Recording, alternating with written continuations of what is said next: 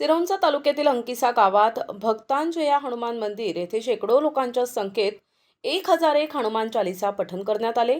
यानंतर मंदिर परिसरात हनुमान प्रतिमा लावून पंचामृत अभिषेक, अष्टोस्त्रम असे विधिवत पूजा करण्यात आली। त्यानंतर गावात शोभायात्रा काढण्यात आली। या शोभायात्रेत गावातील महिला पुरुषांनी भाग घेतला। डीजेच्या आवाजात नाच गाणे आणि जय श्रीराम जय हनुमानच्या घोषणेनं अंकिसा गावात भक्तिमय वातावरण झालं। शोभायात्रेनंतर सर्व भक्तांना मेचिनेनी चंद्रभानू यांच्याकडून सामूहिक भोजनाची व्यवस्था करण्यात आली होती। या कार्यक्रमाच्या यशस्वीतेसाठी मंदिर कमिटी आणि सनातन हिंदू धर्म जनजागृती सेवा समिती अंकिसा अधिक परिश्रम घेतले। कार्यक्रम शांततेत पार पाडण्यासाठी असर अली पोलिसांनी खूप सहकार्य केलं। प्रतिनिधी देवेंद्र कुमार रंगू, NTV न्यूज मराठी, सिरोंचा, गडचिरोली।